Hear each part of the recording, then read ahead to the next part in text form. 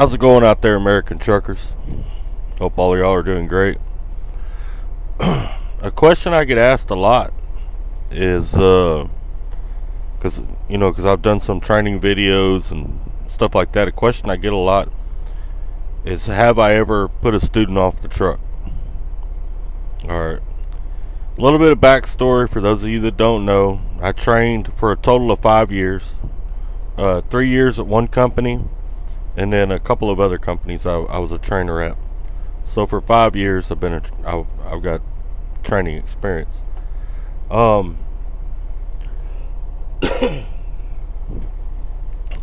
something I'm pretty proud of, in 5 years I only ever put one student off the truck.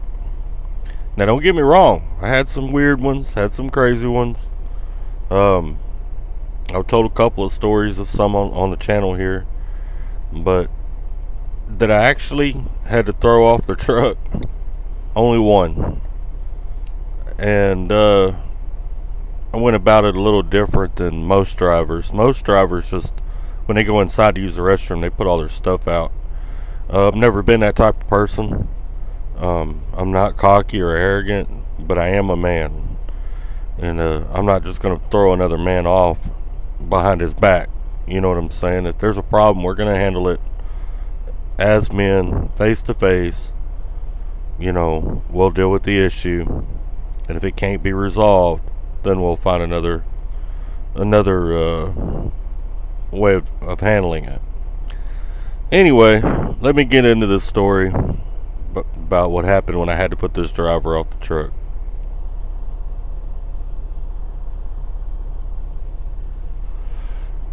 We were in Columbus, Ohio, and we were picking up at Limited Brands over there. Middle of winter time, there was snow and ice everywhere.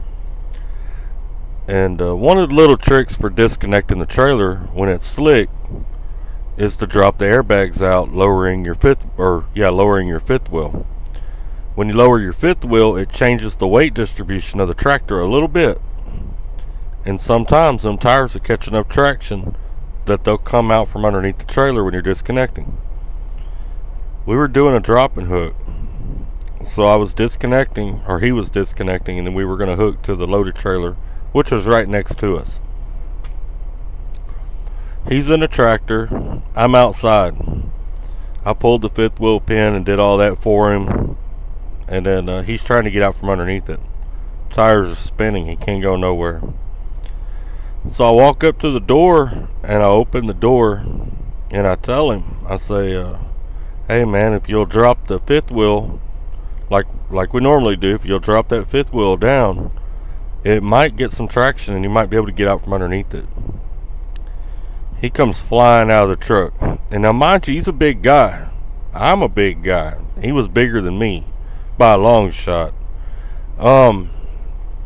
He didn't look like the guy from the Green Mile, but he was the size of the guy from the Green Mile, and he was a big dude.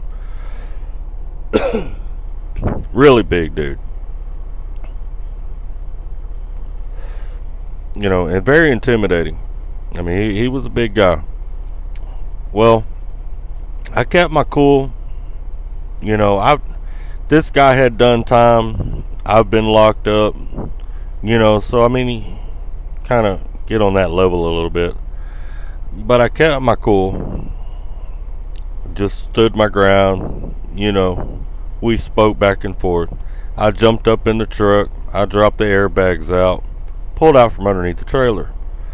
Went ahead and hooked it up to the trailer next to it. Now mind you, he's outside the truck. Still wanting to fight. Still talking smack. Still going at it. And I'm mad. I could fight at this moment, but I don't really want to lose my job. So I'm trying to keep it cool. Plus, to be honest with you, I'm not real sure I'd have won that one. I probably would have lost. But it wouldn't be the first time, If you're going to beat me, you got it to do. That's all I can say. But anyway, I hook up to the other trailer. He's still wanting to fight. He's not calming down. Gets in the truck, slamming doors, slamming stuff around. And I can't talk to him. He's not wanting to talk. And this has been going on for about a half hour now. So I told him, I said, hey man, and I'm not going to say his name, 'cause he might be out there driving somewhere. But I told him, I said, hey man, you have to chill that out. And he starts cussing me, all this crap. And I'm like, okay, I tell you what, here's what we're going to have to do. I'm going to take you to the truck stop. I'm going to get a hold of the company. And we're going to have to find you another trainer. Because this ain't going to work. We're going to have to get you another trainer. He's pissed. I told him, I said, go ahead and go back there and start packing your stuff up. And we'll head that way. He don't say nothing. He gets up, goes to the back, starts throwing things around. I go ahead and start heading to the truck stop. I think that's a Pilot over there in Columbus? I believe it is. It's been a while since I've been over that way. But I take him over there. Done got a hold of a training department. They're going to put him on another trainer's truck. That trainer will be at that truck stop shortly. So we get to that truck stop. I let him know. I told him who to call at the office and told him he needed to go ahead and get off the truck. And I made him get off the truck with all of his stuff right there. I said, your other trainer will be here. I'm going to grab me something to eat and I'm going to get out of here. I didn't want him to stay on the truck when I went in the store. I didn't want him sabotaging anything. And I checked everything out pretty good when I got back anyway, just in case. But I ended up putting him out right there. Here's the funny part to this story. Like, I don't know, 5 or 6 months goes by. Safety department calls me. And they tell me, they say, hey driver, do you remember student such and such? Well, of course, it's the only guy I've ever put off my truck. Yeah, I remember him. And at this time, I'd been training about 2.5, maybe 3 years. Yeah, I remember him. They said, did you ever have any issues with him? Did he have anger issues or anything like that? I laughed. I said, yeah, I did.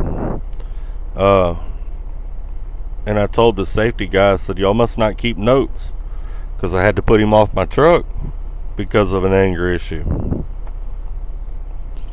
So I tell safety the story again, and the guy's like, oh wow. He said, he said, well, we had an issue here at the yard. I said, well, what happened? At this company, they had a window. If you were on the yard, you'd go to the window to get your load. They would hand you your paperwork and send the load to your truck. They did it all right there at the window. Back then, I don't know how they do it now. This is before e-logs. This is back then. But apparently, this guy had lost his cool with the guy behind the window, and had reached through and grabbed this guy behind the window and tried to pull him through. Was trying to hurt him.